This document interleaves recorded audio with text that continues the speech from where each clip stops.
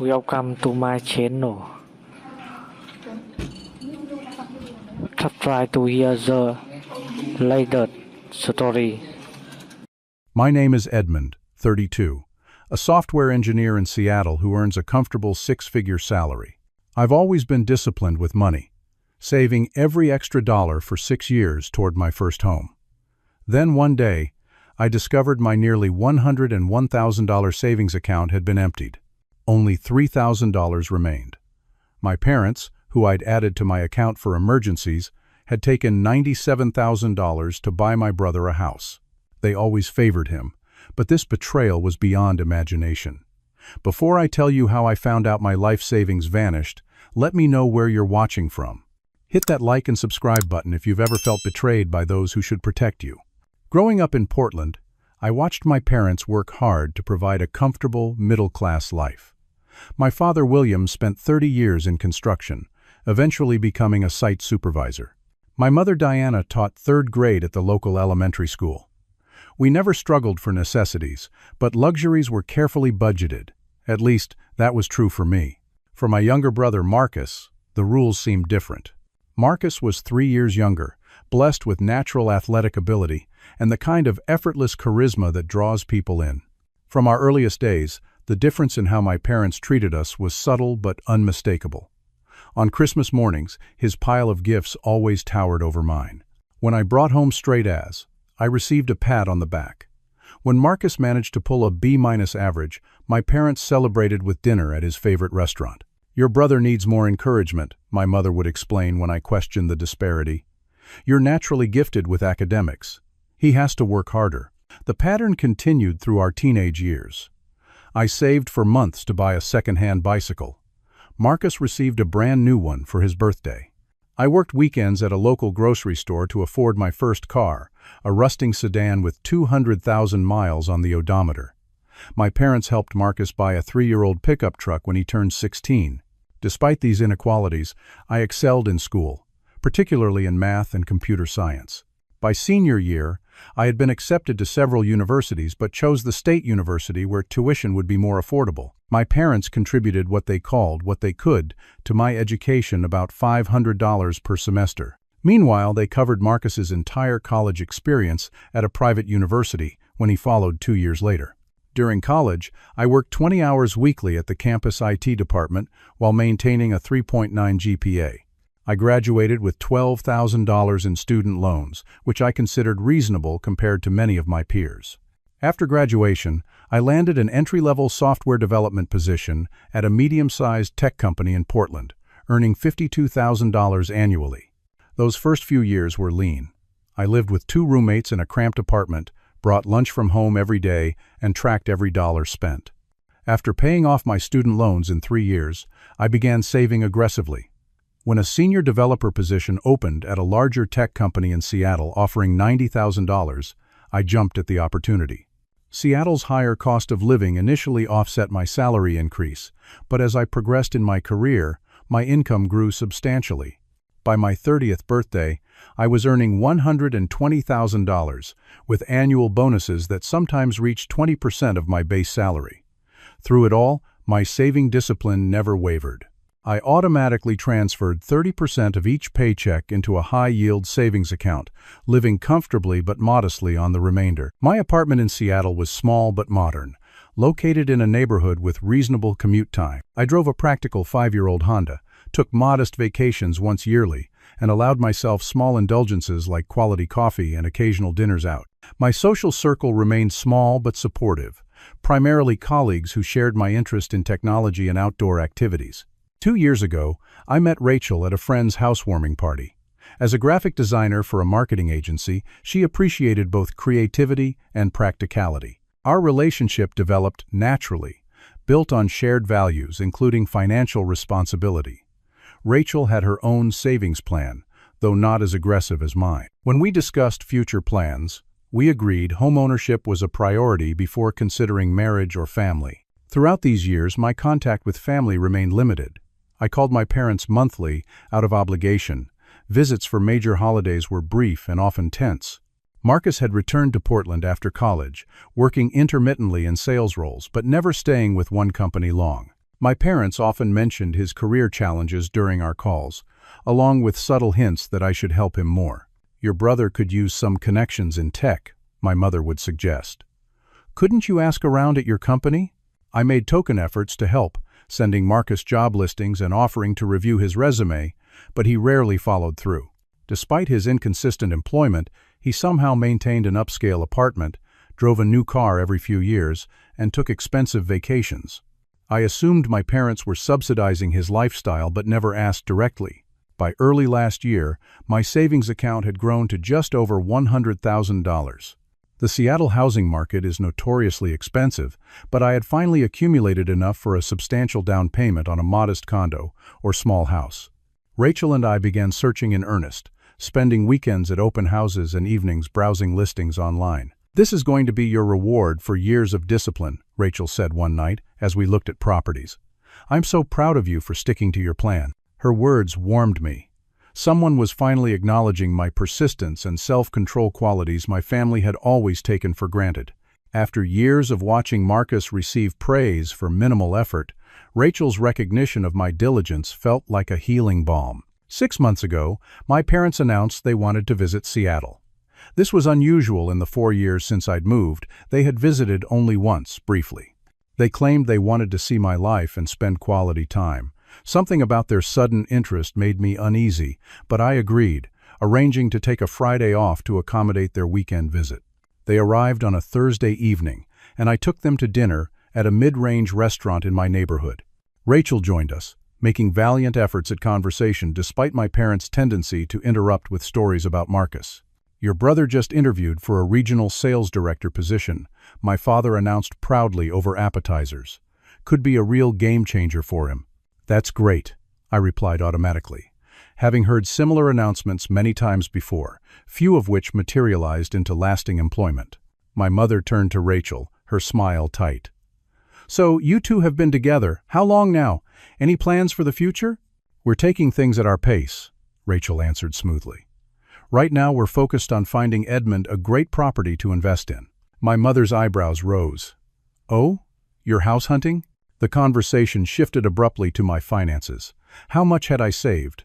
What price range was I considering? Had I looked into investment properties instead? The questions felt invasive, but I answered vaguely, mentioning only that I had been saving diligently and was exploring options in several neighborhoods. After dinner, we returned to my apartment. My parents immediately noticed the real estate brochures on my coffee table, picking them up and commenting on the prices. "Seattle is so expensive," my mother said, frowning at a listing. "In Portland, this would cost half as much." My father settled into my couch, looking around appraisingly. "You know, Edmund, families should always look out for each other. Your mother and I won't be around forever, and then it'll just be you and Marcus. Brothers need to stick together." The comment seemed out of place, but I nodded politely. The evening ended relatively early, with my parents returning to their hotel downtown. The next day, I showed them around Seattle, including a drive through the neighborhoods where I hoped to buy.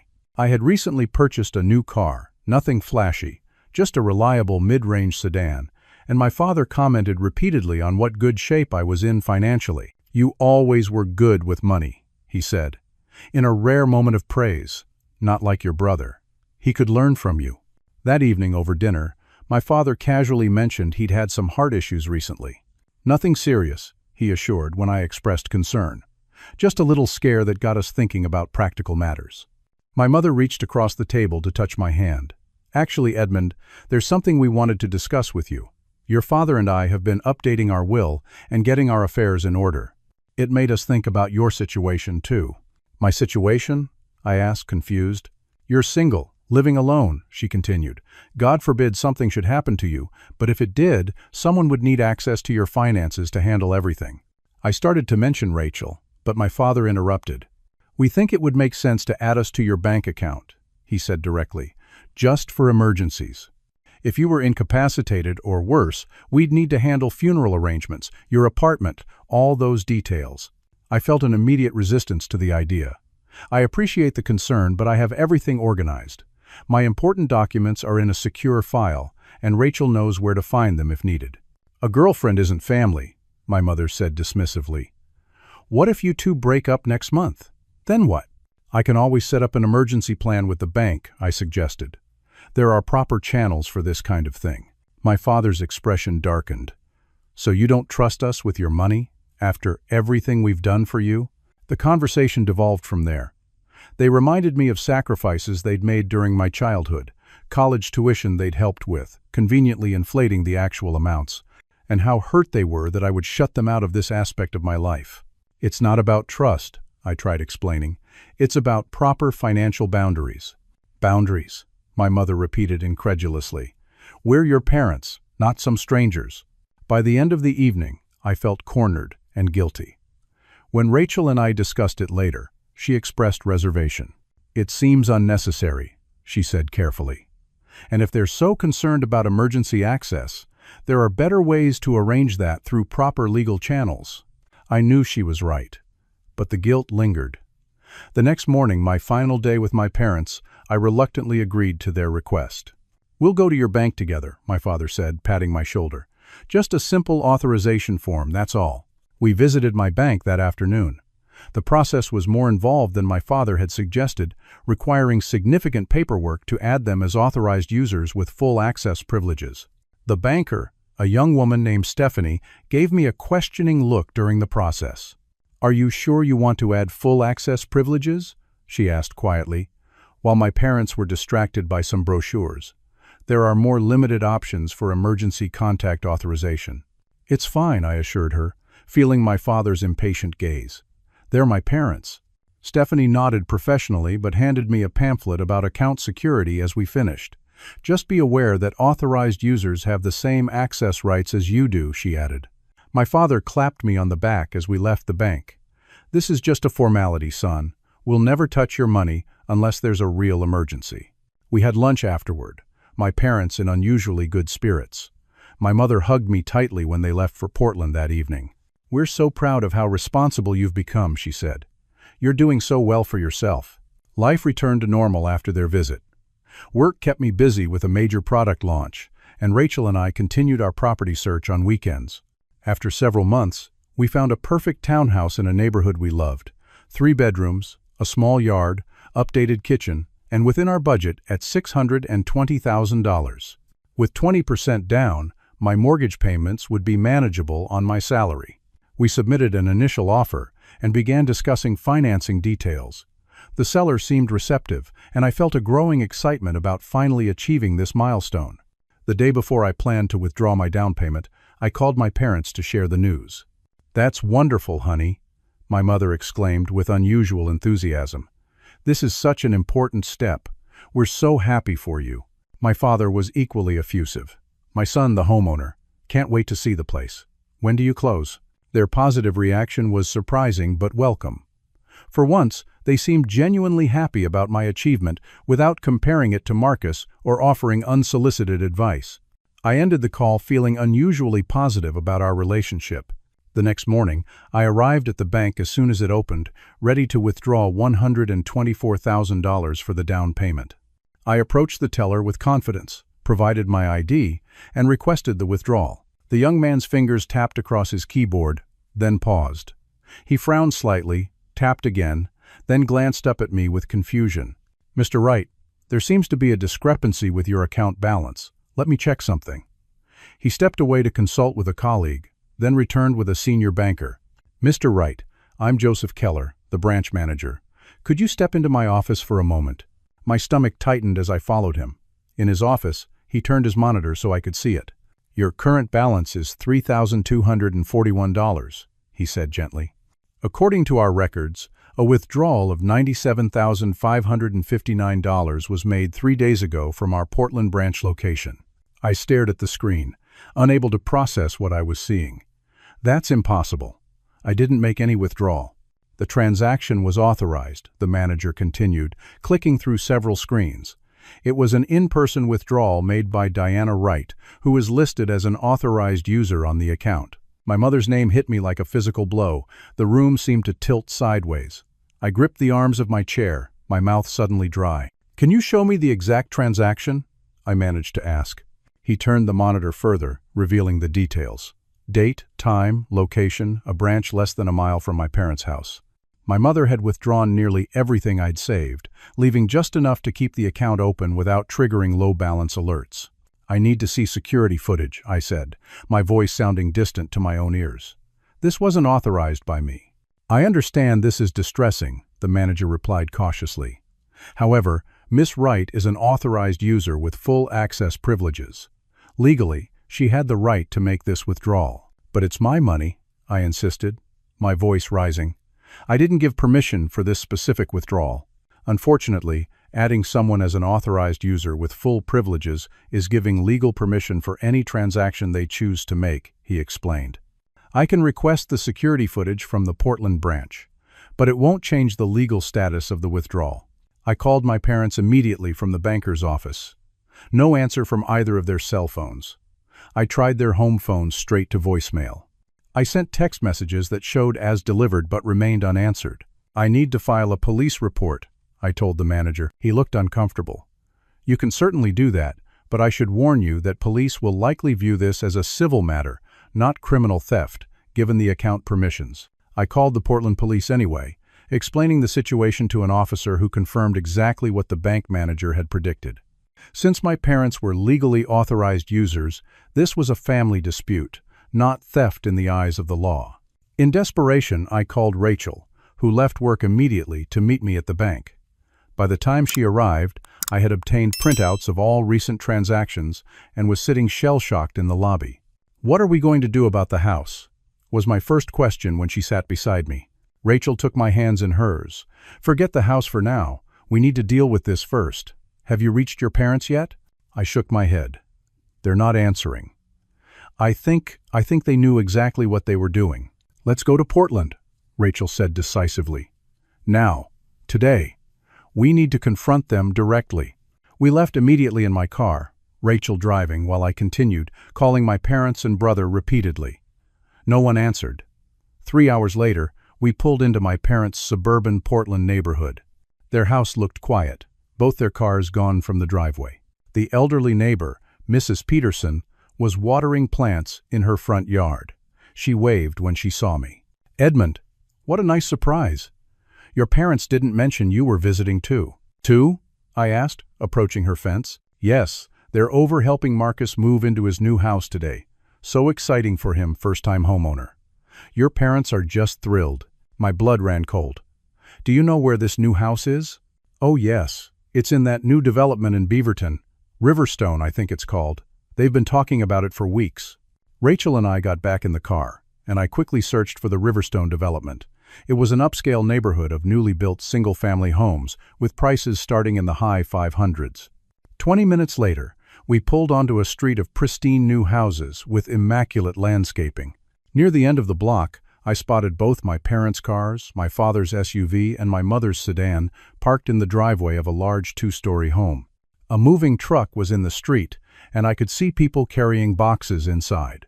I parked behind the moving truck and walked straight up the driveway, Rachel following close behind. The front door stood open, and without hesitating, I walked in. The scene inside froze, as if someone had pressed pause. My father was directing movers with a box of kitchen items. My mother was arranging decorative items on a mantel. Marcus stood in the center of the living room, unpacking a box of electronics. All three turned to stare at me, expressions shifting from surprise to something else, guilt, defiance, and discomfort. "Hello," I said, my voice deadly calm. "Nice house. I believe I paid for it." My mother recovered first. "Edmund, what a surprise. We were going to call you tonight." "After the money was spent and it was too late to stop you," I interrupted. Marcus stepped forward, hands raised placatingly. "Bro, this isn't what it looks like." "Really? Because it looks like you're moving into a house bought with $97,000 stolen from my savings account." My father's face hardened. "Nothing was stolen. Your mother and I made a family decision to reallocate resources where they were needed most." "Reallocate resources?" I repeated incredulously. "That was my life savings. Money I spent 6 years accumulating for my house." My mother set down the vase she'd been holding. "Marcus needed this more than you do, Edmund. He struggled for so long, and with the baby coming—" "Baby? What baby?" I looked at Marcus. He shifted uncomfortably. "Heather's pregnant. 4 months along. We're getting married next month." This new information momentarily derailed me. I hadn't even known Marcus was in a serious relationship, but the distraction was brief. "Congratulations," I said flatly. "But that doesn't explain why my money paid for your house." "You're being selfish," my father said, stepping closer. "You've always been financially secure. You have a six-figure job. Marcus has had setbacks. Setbacks he created," I shot back. "And how exactly am I being selfish when you took my money without permission?" My mother began to cry, her go-to tactic when confronted. "We're family. Family helps each other. You wouldn't have voluntarily helped your brother, so we had to take matters into our own hands." "You're right about one thing," I said coldly. "I wouldn't have voluntarily given Marcus $97,000, especially not knowing his history of financial irresponsibility." Marcus flushed. "That's not fair. I've had bad luck." "Bad luck?" I laughed bitterly. "Is that what we're calling it? Was it bad luck that got your previous house foreclosed on? Was it bad luck that got you fired from your last 3 jobs?" A flash of something shame perhaps crossed Marcus's face before he looked away. My father stepped between us. "Your brother made some mistakes. He got involved with the wrong crowd, made some bad bets, but he's turning his life around now." "Bad bets?" I repeated. "You mean gambling? Is that where all his money went? Is that why he lost his house?" The silence that followed was confirmation enough. I turned to Marcus, who wouldn't meet my eyes. "So not only did our parents steal my money to buy you a house, they did it knowing you lost your previous home because of a gambling addiction. That's just perfect." "It wasn't stealing," my mother protested, tears streaming down her face. "We're your parents. We were just trying to help the family." "Help the family?" I repeated, my voice rising. "How exactly does emptying my savings account help ME?" My father stepped forward, his expression stern. "Watch your tone, Edmund. You've always had everything come easy to you. Good grades, scholarships, high-paying job. Your brother has struggled his whole life to keep up. And whose fault is that?" I shot back. "You coddled him, made excuses for him, bailed him out of every consequence. Now you're stealing my money to continue the pattern." Marcus finally spoke up. "Look, I didn't know where the money was coming from, okay? Mom and Dad just said they were helping with the down payment." "Really?" I turned to him skeptically. "You thought our retired teacher mom and contractor dad suddenly had $97,000 lying around? You never questioned where this money came from?" He looked away, confirming my suspicion. "They said they'd been saving," he mumbled unconvincingly. My mother wiped her tears, shifting tactics. "Edmund, you've always been so responsible with money. We saw how much you were saving, and frankly, it seemed excessive. You don't need such a large house for just yourself." "It wasn't going to be just for me," I said, gesturing to Rachel, who stood quietly by the door. "We were planning our future, and even if I were buying it just for myself, it's my money to decide how to use." "We can work out a repayment plan," Marcus offered, though his tone lacked conviction. "Once I'm established in my new job, I can start paying you back. Maybe a few hundred a month?" I did the math quickly. At $300 a month, it would take over 27 years to repay what you took. "We did what was best for the whole family," my father insisted. "Marcus has Heather to think about now, and the baby. They need stability." "And I don't?" I countered. "I had plans for that money. Real plans that are now destroyed." My mother approached me, reaching out to touch my arm. I stepped back. "Honey, you have to understand. Marcus has had such difficulties. Remember when he lost his last house? The bank foreclosed, and he had nowhere to go." "I remember," I said, coldly. "What I didn't know until now was why he lost that house." "Gambling," Dad mentioned. "Exactly what kind of bad bets are we talking about?" An uncomfortable silence fell. Marcus stared at the floor. "Sport betting, mostly," my father finally admitted. "It got out of hand. He owed some people money. So not just gambling, but gambling debts to the kind of people you don't want to owe money to," I concluded. "And your solution was to steal my money rather than get him proper help?" "We did get him help," my mother protested. "He attended those meetings for a while. 3 gamblers, anonymous meetings before he quit," my father corrected, looking embarrassed. I turned to Marcus. "And are you still gambling?" "No," he answered too quickly. When I continued staring at him, he amended, "Not much, just fantasy sports. It's different." "It's not different," Rachel spoke up for the first time. It's still gambling if money changes hands based on game outcomes. Marcus glared at her. No one asked you. This is a family matter. She is family, I snapped. More family than you three have proven to be. I took a deep breath, trying to calm my racing thoughts. I want my money back. All of it. Now. My father crossed his arms. That's not possible. The money has been spent. It's the down payment on this house, and the papers are already signed. Then sell the house, I demanded. We can't, Marcus protested. We'd lose money on the selling costs, and Heather's already in love with the place. Where would we live? That's not my problem, I replied coldly. You should have thought of that before stealing my money. Nothing was stolen. My mother wailed again. We're family. Family doesn't do this to each other, I countered, and if you can't return my money immediately, then I want a legally binding repayment agreement. I want it in writing, with consequences if payments are missed. My father's face darkened with anger. You would take legal action against your own family?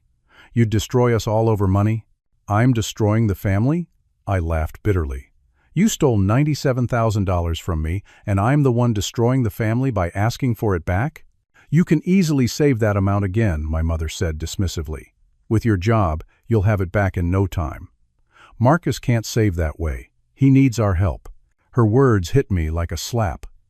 In that moment, I saw clearly how my parents viewed me not as a son they loved, but as a resource they could tap when Marcus needed bailing out.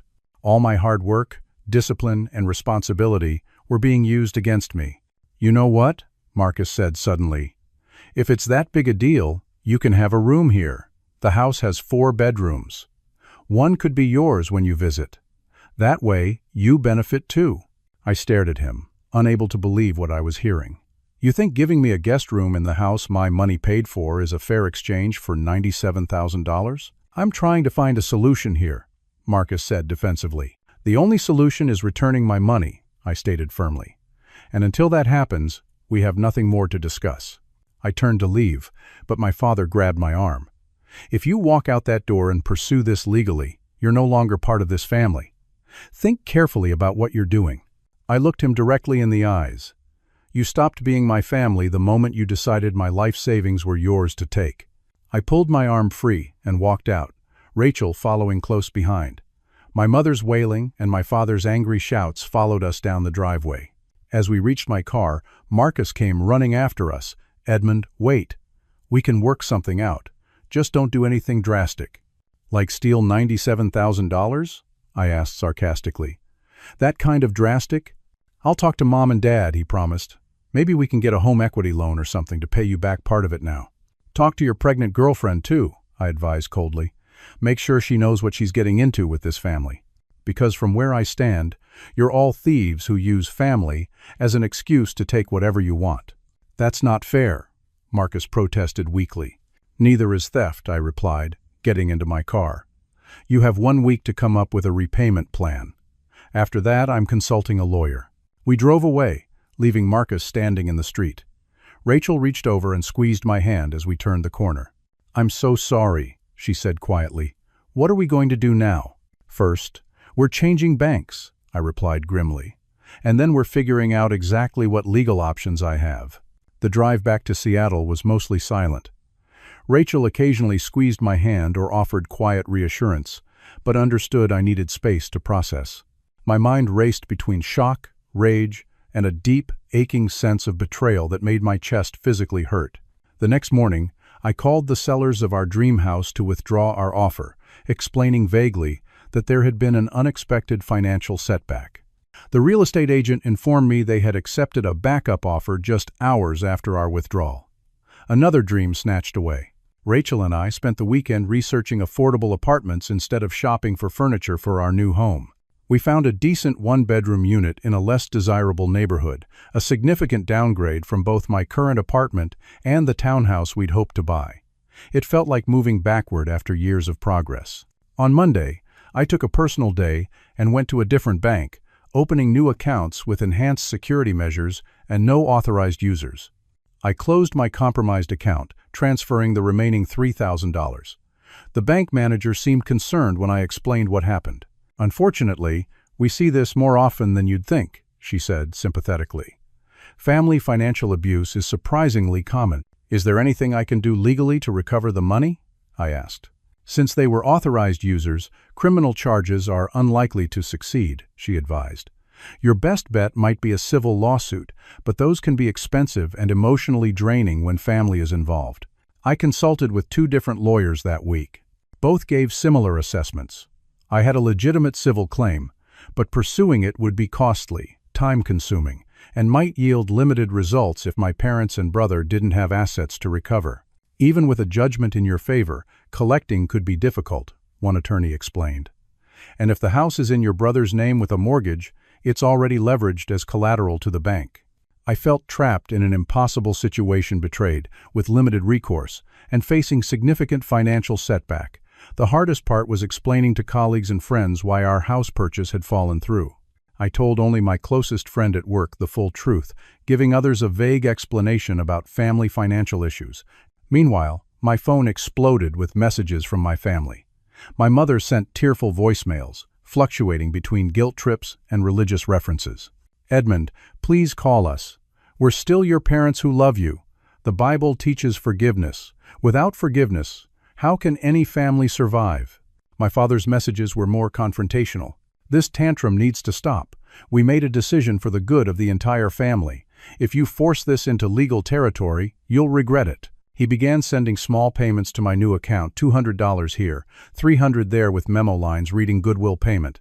I documented each one but didn't respond to his messages. Marcus's communications were the most manipulative. He sent links to houses in Seattle that cost much less than what I'd been considering. See? You can still buy something nice for way less than what you were planning to spend. Then came photos of Heather's ultrasound with messages like, your future niece or nephew's first picture. They'll need their Uncle Edmund in their life. The most infuriating messages came from extended family members who had clearly heard a one-sided version of events. My Aunt Patricia called to tell me how disappointed she was in my selfish behavior. Your brother is starting a family, she chided. You're single with a big salary. Family helps family in times of need. Did they mention they took $97,000 without asking me? I countered. They said they borrowed some money you had sitting in a savings account, she replied, clearly unaware of the amount. They said you're making a huge deal over nothing. These conversations left me emotionally drained. Rachel suggested I block all their numbers temporarily for my mental health. I compromised by silencing notifications and checking messages only once daily. At Rachel's insistence, I began seeing a therapist who specialized in family trauma. Dr. Harrison helped me understand that my family's behavior wasn't just about this one incident. It was the culmination of lifelong dynamics. What you're describing is a classic golden child divided by scapegoat dynamic, he explained during our second session. Your brother was the golden child who could do no wrong, while you were expected to be self-sufficient and received less support and recognition. But to steal my savings? I asked.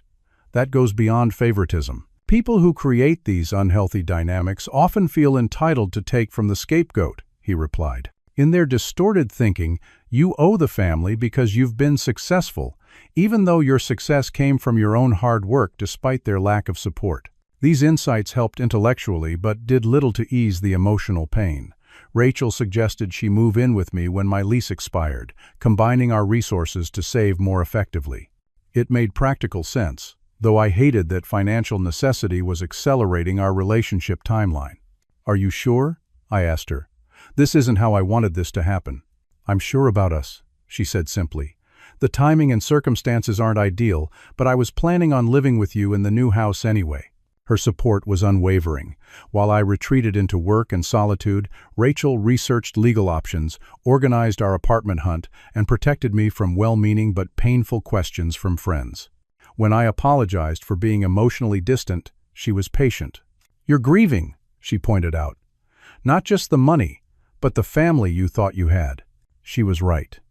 Beyond the practical implications, I was mourning the destruction of my family relationships.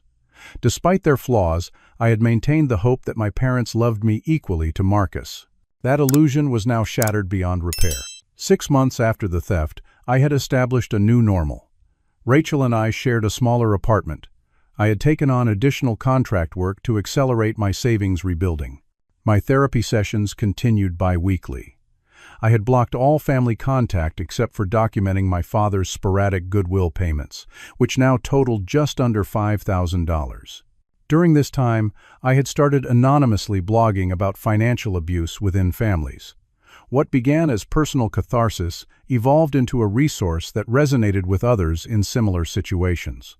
Comments flooded in from people sharing their own experiences of family members taking loans without repaying, unauthorized credit card use, and outright theft justified as helping family. "Your story helped me recognize what was happening in my own family," one commenter wrote. "I've now secured my finances and set boundaries I never had the courage to establish before." This unexpected community became a source of healing. While I couldn't recover my stolen savings, I could help others protect themselves from similar betrayal.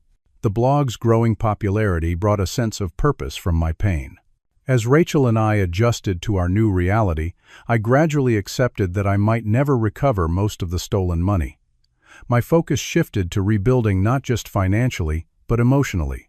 I surrounded myself with trustworthy friends who became the family I chose rather than the one I was born into. Family isn't just about blood.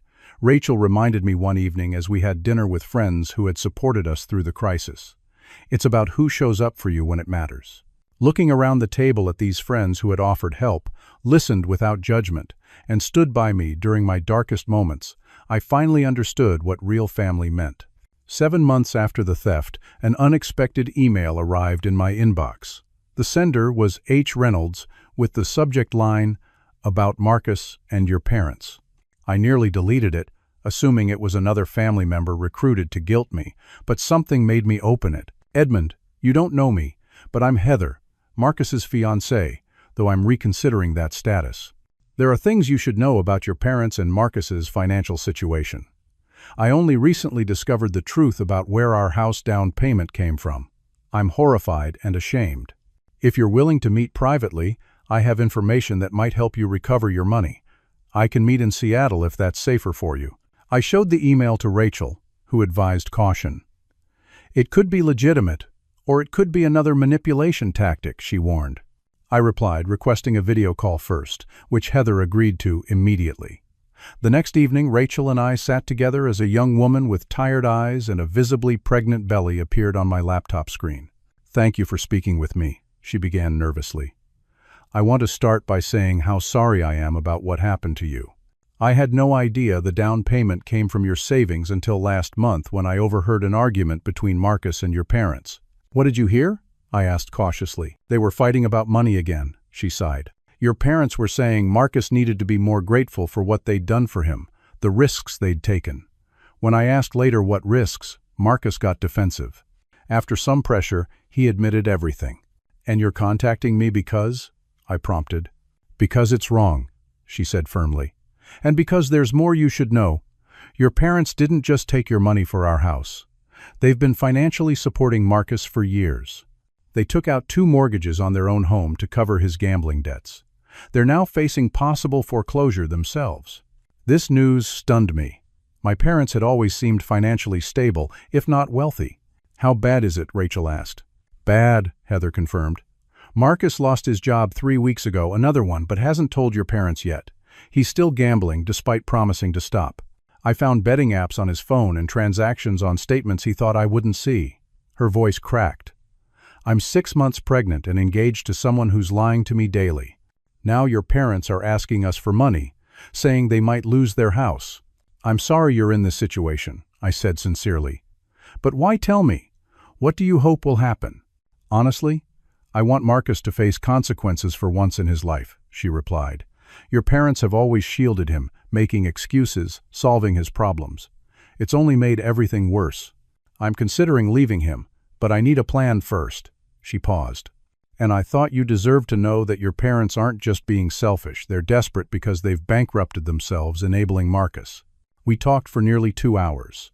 Heather shared details about Marcus's gambling addiction, which had escalated rather than improved. She showed me screenshots of bank statements revealing his ongoing betting activity and the dire state of their finances despite the new house. Most valuably, she confirmed that my parents owned a vacation cabin in the mountains that they'd kept hidden from creditors. "They never put it in their will or official documents," she explained. They always said it would be Marcus's private inheritance someday. After the call, Rachel looked at me thoughtfully. This changes things. Your parents aren't just playing favorites. They're desperate after enabling Marcus for decades. And now they have assets they're hiding. Which means I might actually recover some of my money, I realized. What's your plan? She asked. I'm going to confront them, but strategically this time, with evidence and leverage. I spent the next week gathering information. With Heather's help, I documented my parents' hidden assets, including the mountain cabin worth approximately $200,000. I compiled statements showing all unauthorized withdrawals from my account and my father's inadequate goodwill payments. I collected evidence of Marcus's ongoing gambling from screenshots Heather provided. Armed with this information, I requested a meeting at my parents' house on my terms. Saturday at 2 o'clock, with Marcus present and no excuses. My father initially refused but relented when I mentioned important financial information regarding the mountain property. Rachel offered to accompany me for support, but I decided to go alone. This is something I need to do myself, I explained. To fully close this chapter, the 3-hour drive to Portland gave me time to rehearse what I would say. I arrived precisely at 2, a folder of documents under my arm. My parents' house, once familiar and comforting, now felt like hostile territory. Marcus's car was already in the driveway. My mother opened the door, immediately attempting to hug me. I stepped back. This isn't a social visit, I said firmly. It's a business meeting. In the living room, my father and Marcus sat tensely. Both looked worse than I remembered my father aged, with new worry lines, and Marcus unshaven and fidgety. Edmund, my father began gruffly. Good to see you're finally being reasonable. We can put this unpleasantness behind us. I'm not here for reconciliation, I interrupted, sitting down and placing my folder on the coffee table. I'm here because you stole $97,000 from me, and now I have the leverage to get it back. My mother gasped. That's a terrible thing to say. But accurate, I countered. And I now know why you did it. You've spent decades bailing Marcus out of his gambling problems. You've mortgaged your house twice. You're facing foreclosure. And you saw my savings as an easy solution. The color drained from my father's face. Who told you these things? That's not important, I replied. What matters is that I know about the mountain cabin you've kept off the books, the property you've hidden from creditors, the asset you could sell to repay what you stole from me. You're bluffing, Marcus said, though his voice wavered. I opened my folder, laying out documents one by one. Bank statements showing your ongoing betting activity, despite claiming to be recovered. Records of the cash withdrawals you've made immediately after your paycheck's deposit. Evidence of the cabin's ownership and current market value. My mother began to cry real tears this time, not the manipulative sobs I'd seen before. We were trying to protect the family's future. No, I corrected. You were enabling Marcus's addiction while stealing from me. That stops now. I placed a formal repayment agreement on the table. Here's how this will work. You will sell the mountain cabin immediately. The proceeds will go first to repay my $97,000 with reasonable interest. Any remaining funds can help with your mortgage situation. In exchange, I won't report the cabin to creditors or the IRS for investigation. My father's face flushed with anger. You would blackmail your own parents? I would use leverage to recover stolen money, I corrected. Just as you used your position as my parents to steal from me. And if we refuse? He challenged. Then I'll report the hidden asset to both your creditors and the relevant tax authorities. I'll also share evidence of Marcus's ongoing gambling with his employer and creditors. Additionally, I'll pursue civil action despite the costs, ensuring this family secret becomes very public. The room fell silent. My mother stared at the floor. My father's jaw worked silently. Marcus looked trapped. You've become cold, my mother finally whispered. I've become clear-eyed, I corrected. You taught me that blood relationship doesn't equal trustworthiness. It was an expensive lesson, but I've learned it well. The front door opened, and Heather walked in. Marcus jumped to his feet. What are you doing here? I invited her, I said calmly. As the mother of your child and the other victim in this situation, she deserves to be part of the solution. You've been talking to him? Marcus demanded of Heather. Someone in this family needed to tell the truth, she replied steadily, taking a seat beside me. My father looked between us, realization dawning. You two planned this. We shared information, I corrected, because we're both tired of the lies and manipulation. I pushed the agreement forward. You have two options. Sign this today. Begin the process of selling the cabin, and I'll consider this matter resolvable without legal or tax authorities becoming involved. Refuse, and I'll pursue every avenue available to expose the financial deception that's been happening. What about Marcus? My mother asked weakly. If we sell the cabin, what will happen to him? The agreement includes a condition, I explained. Marcus must enter a legitimate gambling addiction treatment program, not just 3 meetings, and complete it. His continued recovery will be a condition of our ongoing arrangement. You can't force me into treatment, Marcus protested. No, but I can make it a condition of not exposing your continued gambling to everyone in your life, I replied evenly. The choice is yours. My father reached for the agreement, reading it carefully. After several tense minutes, he looked up. You've thought of everything. I learned from experience to be thorough when dealing with this family. He picked up a pen, hesitated, then signed. My mother followed suit, tears streaming silently. Marcus initially refused, but after a pointed look from Heather at her pregnant belly, grudgingly added his signature. As I gathered the signed documents, my father spoke quietly. Will we ever be a family again? I looked at him directly. That depends on whether you honor this agreement, whether Marcus actually commits to recovery, and whether any of you can earn back even a fraction of the trust you destroyed. I'm not optimistic, but I'm leaving the possibility open on my terms. I stood to leave, nodding to Heather. Thank you for your courage. She nodded back. I did it for my baby, and for myself. As I walked out the door, I felt a weight lift from my shoulders. For the first time since discovering the theft, I felt something close to peace. Not because I'd won, but because I'd finally stood my ground on my own terms. The cabin sold faster than expected, benefiting from a hot vacation property market. Within 6 weeks, I received a wire transfer for my full $97,000 plus $3,000 in calculated interest. My parents used the remaining proceeds to catch up on their mortgage payments, narrowly avoiding foreclosure. Marcus initially resisted treatment, attending a few sessions half-heartedly before dropping out. It was only after Heather moved out, taking only personal belongings and leaving the house keys behind, that the reality of his situation finally hit him. Faced with losing both his relationship and his child, he recommitted to recovery, this time with genuine effort. He's actually doing the work now, Heather told me during one of our monthly check-in calls. His sponsor says he's one of the most committed members in the group. Do you think you'll go back to him? I asked. Not anytime soon, she replied firmly. He needs to prove this change is real and lasting. I'm focusing on the baby and my own well-being for now. With my savings restored, Rachel and I resumed house hunting, though our expectations had shifted. Instead of the larger townhouse we'd initially wanted, we found a modest 2-bedroom condo in a nice neighborhood with good investment potential. It wasn't our dream home, but it was ours, purchased with clear ownership and protected by legal safeguards I hadn't known to implement before. It's perfect for now, Rachel said as we unpacked boxes in our new living room. We can always upgrade in a few years when we've both saved more. The important thing is, it's ours, free from family complications, I agreed. The night we finished moving in, Rachel surprised me by proposing a simple, heartfelt question over takeout dinner on our new balcony. We planned a small wedding, inviting only close friends who had supported us through the crisis.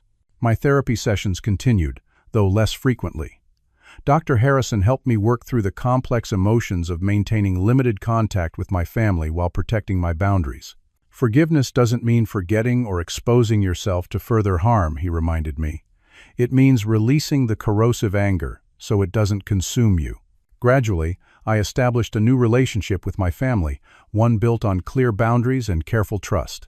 We began with monthly family dinners at a neutral restaurant, with strict rules: no discussions of money, no guilt trips, and immediate departure if boundaries were crossed. Initially awkward and tense, these gatherings slowly evolved into cautiously civil interactions. My father, humbled by nearly losing his home and facing his own enabling behavior, began attending Al-Anon meetings to understand his role in Marcus's addiction. My mother resisted change longer, still prone to emotional manipulation, but gradually modified her behavior when she realized her old tactics no longer worked with me. Marcus's journey proved the most surprising. 6 months into legitimate recovery, he secured a stable job in sales for a software company, a position I hadn't helped him get. He attended therapy both individually and with Heather, who had agreed to co-parenting counseling after their daughter Sophia was born. I never really understood how much Mom and Dad protected me from consequences, he admitted during a rare one-on-one lunch. It didn't help me. It kept me stuck. I wish it hadn't taken something this extreme to change things, I replied honestly. Me too, he said, looking genuinely remorseful. I'm sorry, Edmund. I know those words don't fix anything, but I am truly sorry for my part in what happened. It was the first genuine apology I'd received from any family member, one without excuses or deflection. While it didn't erase the past, it opened a small door to a different kind of future relationship. Heather and I maintained our alliance, which evolved into genuine friendship. She sent regular updates and photos of Sophia, who became the first niece I cautiously allowed myself to bond with. When Heather decided to return to school to finish her nursing degree, Rachel and I occasionally babysat, building our own relationship with the innocent child who had been conceived during such a turbulent time. 1 year after the confrontation, my financial recovery was nearly complete. Through aggressive saving, investment growth, and Rachel's contributions to our shared expenses, my personal savings had rebuilt to almost $80,000. We lived more frugally than before, but not out of necessity, rather from a newfound appreciation for security and preparation.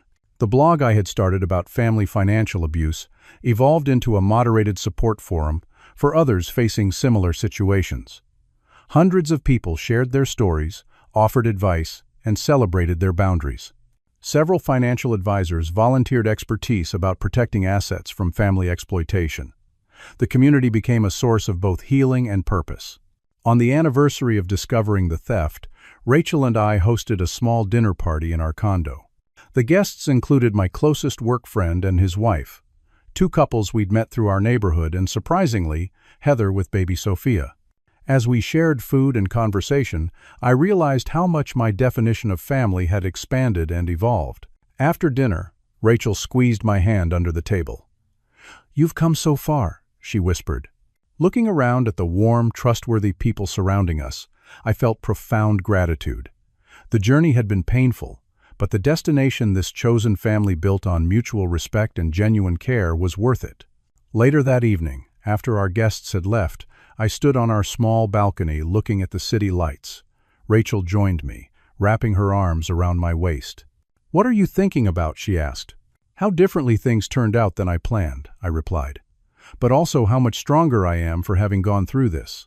"You stood up for yourself," she said simply. "You taught them how to treat you." Her words captured the essence of my journey. Through the betrayal, confrontation, and cautious rebuilding, I had finally learned that trust must be earned even from family. Standing up for myself wasn't selfish, but necessary. While the money had eventually been returned, what I gained in self-respect was worth far more. The experience had taught me that you teach people how to treat you by what you accept, what you allow, and what you condone.